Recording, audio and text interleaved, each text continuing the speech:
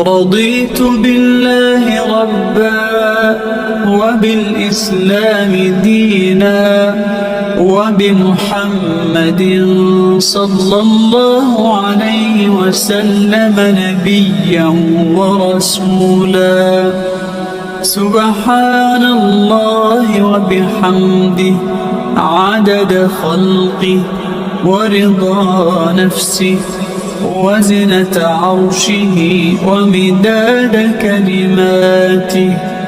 Kunci menghadapi kesulitan itu apa? Allah jelaskan dalam satu ayat, wa basyiris sabirin alladzina iza asabathum musibah qalu inna lillahi wa inna ilaihi raji'un. Gembirakan orang-orang yang sabar. Siapa mereka itu? Yang apabila mendapat musibah mereka kembali kepada keyakinan dasar segalanya dari Allah dan segalanya akan kembali kepada Allah. Ini konsepsi dasar dari sikap muslim dalam menghadapi berbagai kesulitan. Segalanya dari Allah, segalanya akan kembali kepada Allah. Kalau ini sudah kondisi dasarnya, maka kita akan lapang menghadapi kenyataan bagaimanapun pahitnya. Apakah itu namanya miskin, apakah itu namanya sakit, bahkan maut sekalipun. Maut sekalipun. Segalanya dari Allah, segalanya akan kembali kepada Allah. Ini sikap hidup, bukan sekedar ucapan. Kita kadang-kadang menjadikannya sebagai ucapan. Mulutnya sehingga berhenti, innalillahi wa inna ilaihi raji'un, tapi nangisnya terus gerung-gerungan. Bukan itu, ini kesadaran moral. Kalau segalanya dari Allah, segalanya kembali kepada Allah, kan sebenarnya cuma nunggu giliran. Hari ini saya nyembayangin dia, entah hari apa saya disembayangin orang. Hari ini saya antar dia ke kubur, entah hari apa orang nganterin saya ke kubur. Hari ini saya tahlilkan dia, entah nanti kapan orang tahlilkan saya. Segalanya dari Allah, segalanya akan kembali juga kepada Allah. Oleh sebab itu saudara-saudara, kesulitan bukan untuk ditakuti. Kesulitan justru untuk diatasi, dicarikan jalan keluarnya. Dan tidak ada orang yang tidak pernah mendapat kesulitan. Tidak ada.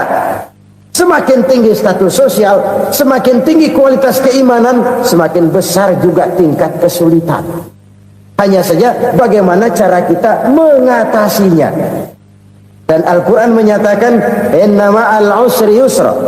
Di balik kesulitan itu pasti ada kemudahan. Roda itu berputar. Karena itu Rasulullah sallallahu alaihi wasallam mengingatkan kepada kita, ta'arraf ilallahi firraha ya'rifka fisyiddah. Ingatlah kepada Allah di waktu kamu senang, supaya Allah ingat kepada kamu di waktu kamu susah. Kalau waktu senang kita ingat kepada Allah, kita susah, Allah tidak akan meninggalkan kita. Tapi kalau waktu senang kita jauh dari Allah, sujud tidak sempat, dengan masjid jauh, ketika senang kita lupakan Allah. Nanti begitu kita susah, Allah lupakan kita. Dan itu menyakitkan. Oleh karena itu orang-orang tua kita dulu bilang, kalau lagi sehat ingat-ingat lu bakal sakit nanti. Kalau lagi kaya ingat-ingat satu saat kita bakal jatuh miskin. Bahkan kalau lagi muda ingat-ingat kita bakal tua. Dan yang terpenting, kalau lagi hidup ingat-ingat kita bakal mati. Saudara-saudara kaum muslimin rahimakumullah. Jadi yang kedua yang merupakan perbendaharaan surga, menyembunyikan musibah. Saudara-saudara kaum muslimin rahimakumullah. Hal ketiga yang merupakan perbendaharaan surga adalah wasilatur rahmi. Orang yang suka bersilaturahmi. Sebagaimana yang kita maklum bahwa manusia adalah makhluk yang disebut zon politika. Makhluk sosial yang tidak mungkin hidup sendiri-sendiri. Betapa dan siapapun kita memerlukan orang lain. Bodoh betul manusia kalau tinggal di tengah masyarakat tapi tidak mau bermasyarakat. Merasa hebat sendiri, pintar sendiri, gagah sendiri, kaya sendiri. Mungkin kalau mati juga ngubur sendiri. Jangankan kita di sini, di sorga saja Nabi Adam waktu sendirian bengong melulu, mondar mandir. Allah tegur dam sepi dam. Ya ini kalau bahasa saya. Iya Tuhan, sepi nih, nggak ada coret-corekan pisan ini. Diciptakan Siti Hawa, baru anteng Nabi Adam. Itu di surga. Cobalah. Umpamanya saudara tinggal di Jakarta nih. Kayak bener. Apaan aja di Jakarta punya saudara dah. Jembatan Semanggi ambil. Monas, Buntel bawa pulang. Hotel-hotel ambil semua. Cuman tinggal di Jakarta sendirian, apa enaknya? Betapa dan siapapun kita perlu orang lain. Tidak ada seorang pun yang bisa memenuhi kebutuhan hidupnya secara sendiri-sendiri. Nah, Islam telah menyelamatkan manusia dari ras diskriminasi, mengikat manusia dengan persaudaraan yang berlandaskan kepada akidah. Karena itu dianjurkan bersilaturahmi. Bahkan Nabi menyatakan, man arada ayyubsata lahu fi rizqihi wa yunsa'a fi atharihi falyasil rahimah. Siapa yang kepengen diluaskan rezekinya dan dipanjangkan usianya, banyaklah ia bersilaturahmi. Siapa yang kepengen dimudahkan rezekinya, hendaknya ia banyak bersilaturahmi.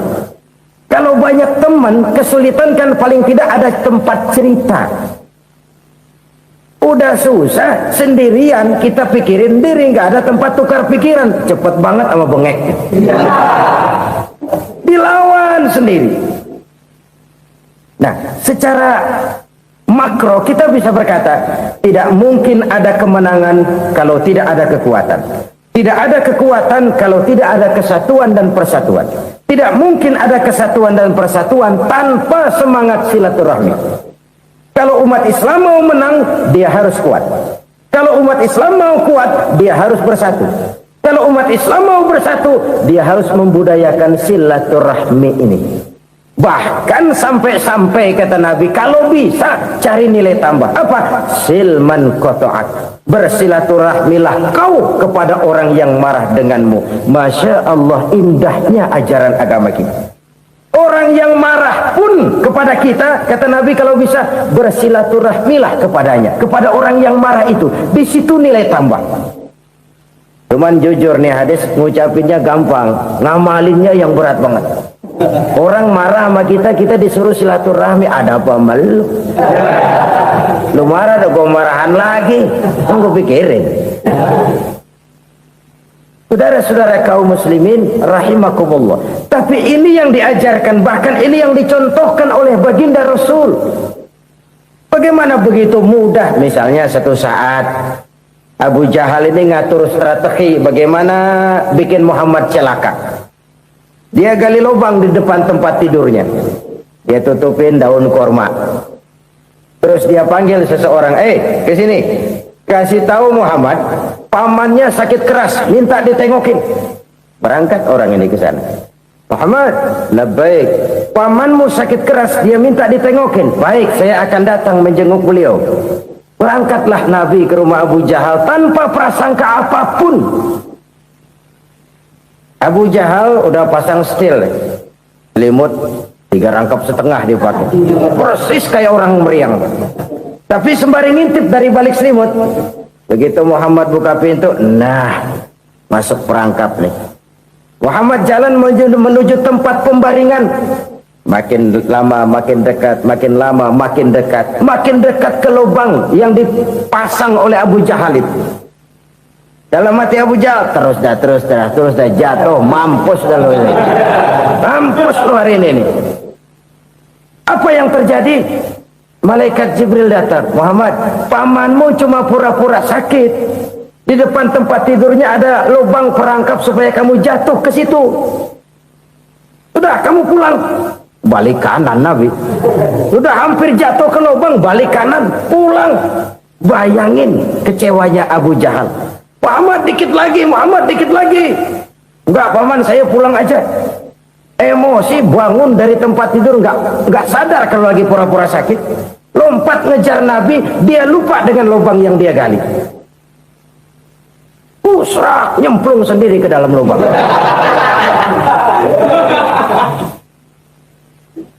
Nabi terus berlalu. Ini terjadi keanehan.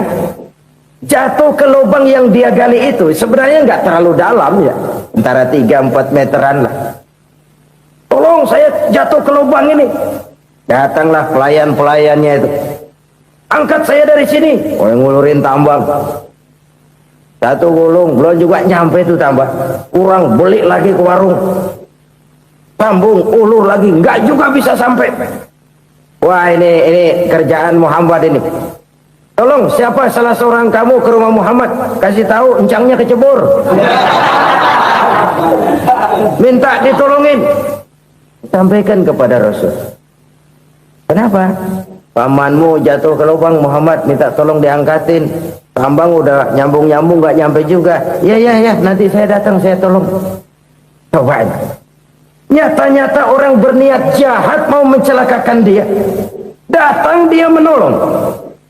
Ini yang disebut air tuba dibalas air susu ya, ini bukan sebaliknya. Air tuba dibalas air susu. Paman kecebur ya? Iya Muhammad, tolong ini. Pegang tangan saya. Nabi ulurkan tangannya, nyampe, dipegang oleh Abu Jahal, diangkat ke atas. Sampai atas, apa kata Abu Jahal? Sihirmu memang hebat Muhammad. Udah ditolongin dikata sihir. Yang enak kita kemplang kan itu orang begitu. Urusan apa? Tapi inilah akhlak.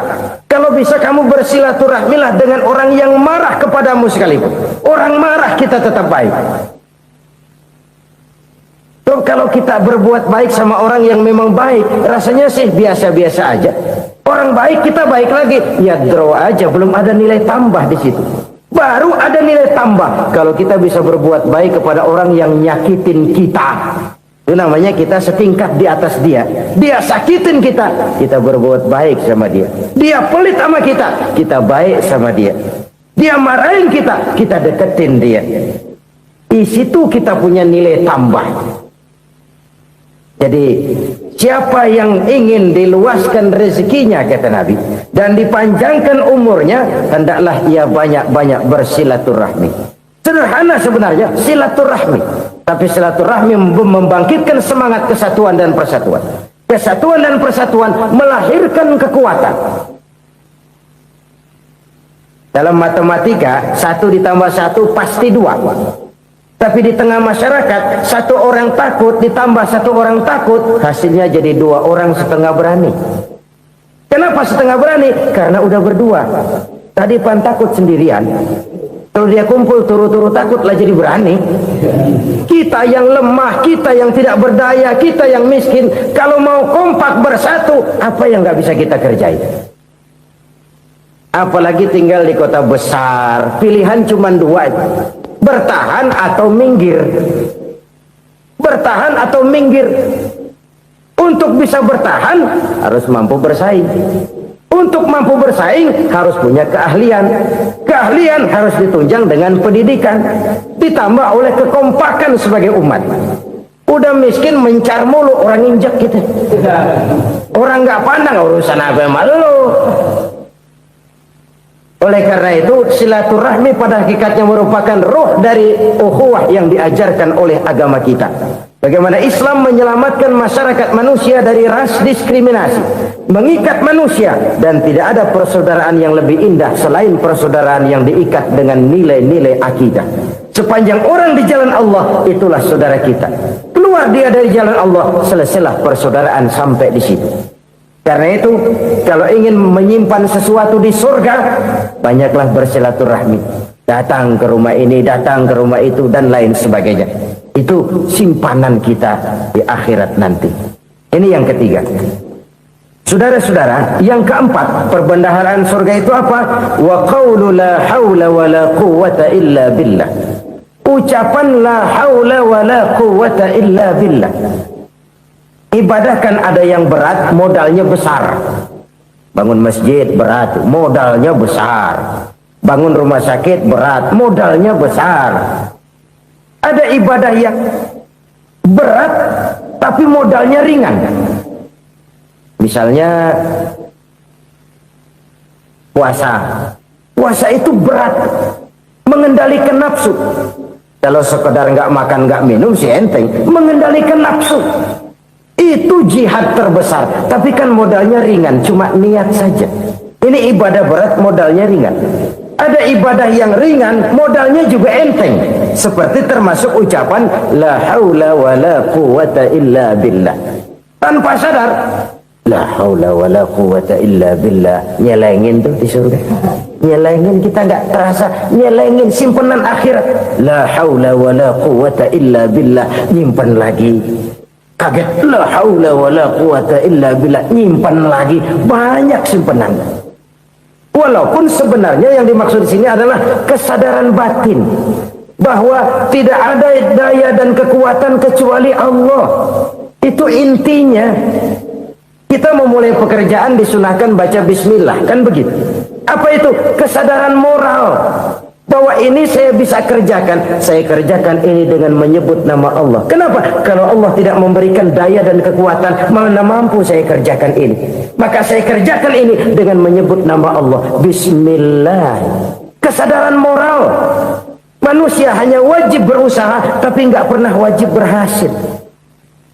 Banyak hal-hal yang kalau kita renungkan secara rasio nggak mungkin, tapi jadi kenyataan. La haula wa la quwata illa billah. Tidak ada daya dan kekuatan kecuali bagi Allah semata-mata. Kesadaran moral akan kelemahan dan keterbatasan makhluk bernama manusia.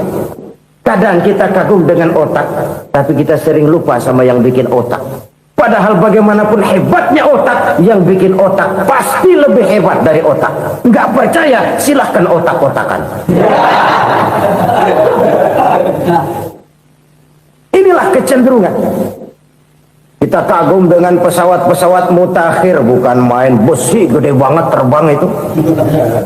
Alangkah hebatnya. Lalu apa yang bikin otak tidak lebih hebat dari itu semua? Kita puji laut, apa yang bikin laut tidak lebih hebat dari laut itu? La haula wa la quwata illa billah. Tidak ada daya dan kekuatan kecuali Allah.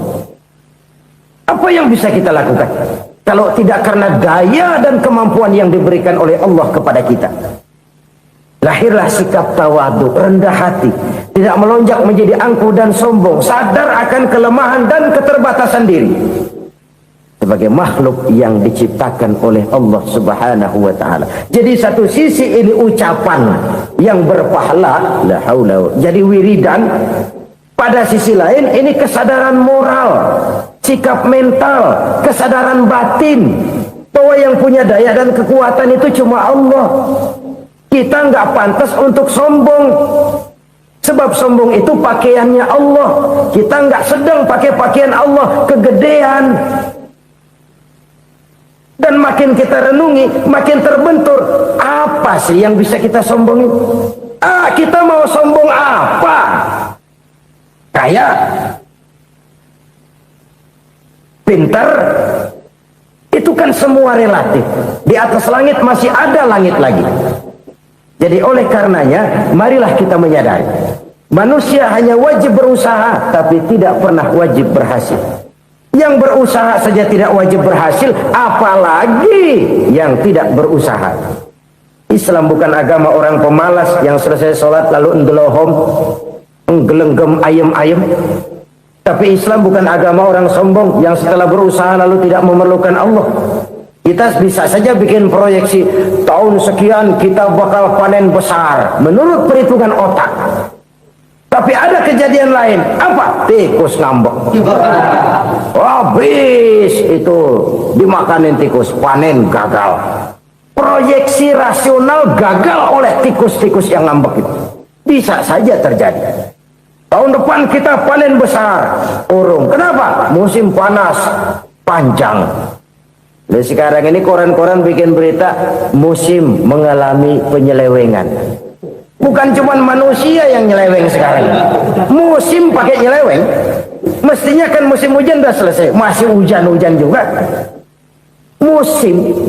Nah sekarang kita boleh bikin proyeksi, kita bakal panen besar. Tahu-tahu musim panas panjang, sawah retak, air kering. Cari teknokrat yang paling botak, suruh pendekin tuh musim panas. La haula wa la quwata illa billah. Inilah kesadaran moral. Saudara, saya teringat satu saat ada seorang konglomerat. Umurnya ya kira-kira 70-an. Satu saat dia ditanya oleh wartawan, "Pak, umur Bapak berapa sih?" "Ya paling 10 tahun." 10 tahun? 10 tahun? Anak Bapak berapa orang? Satu saja? Satu. Harta Bapak berapa? Ya paling-paling bangsa 7 juta kali. 7 juta? Iya. Pak, kenapa Bapak bohongi saya? Bapak punya buku biografi, koran-koran, majalah-majalah banyak memuat cerita riwayat hidup Bapak. Saya tahu umur Bapak 70. Kenapa bilang cuma 7 tahun? Saya tahu anak Bapak 8. Kenapa cuma bilang 1? Saya tahu harta Bapak miliaran, mungkin triliunan, pabrik di mana-mana, bank di mana-mana. Kenapa bilang uang Bapak cuma 7 juta? Nah, kata si konglomerat tadi, "Kamu benar, Nak, kamu benar. Umur saya kalau jumlahnya memang 70, Nak. Cuman ingat-ingat saya, baru 7 tahun terakhir ini saya sujud. Baru 7 tahun terakhir ini saya berusaha dekat dengan Allah. Saya laksanakan perintahnya, saya jauhi larangannya. 7 tahun inilah rasanya yang ada nilainya di hadapan Allah. Yang 63 tahun matong, kelabu, kelem umur gue. Habis untuk maksiat, untuk munkarat. Maka ketika ditanya tadi, umur saya 7 tahun itu. Oh begitu Pak. Oh iya. Lalu anak Pak, anak Bapak kan 8. Kenapa bilang cuma 1? Nah, kalau jumlah hitungannya memang anak saya 8. Tapi dari 8 orang ini rasanya cuma 1 nih yang bakal jadi buah hati, belahan jantung, pelanjut cerita, penerus sejarah, bakal jadi anak soleh yang akan mendoakan saya. Cuman 1 rasanya anak saya ini yang bakal jadi buah hati saya, besar-besaran saya, yang akan mendoakan di kubur saya, yang akan mendoakan di akhirat saya. Yang 7 orang mana, Masya Allah, yang 1 tenggeng, yang 1 nyekek botol mulu, yang 1 nggak karu-karuan. Makanya saya bilang 1 anak saya yang akan bisa mendoakan saya. Oh begitu Pak. Iya. Nah, harta Pak, harta Bapak kan triliunan, pabrik Bapak di mana-mana, uang Bapak hampir di tiap bank-bank besar. Kenapa bilang cuma 7 juta? Betul kau Nak. Harta saya kalau jumlahnya memang miliaran, triliunan mungkin. Tapi yang saya ingat baru 7 juta tuh yang saya belanjakan di jalan Allah. Saya nyumbang masjid, saya santuni yatim piatu, saya bantu pembangunan pesantren, saya bantu pembangunan rumah sakit Islam. Itu yang akan saya bawa pulang ke akhirat, yang 7 juta itu. Yang triliunan itu nanti akan diperebutkan oleh anak-anak saya sebagai waris saya. Jadi harta saya 7 juta itu yang bakal nemenin saya di akhirat, yang akan saya bawa pulang jadi teman saya.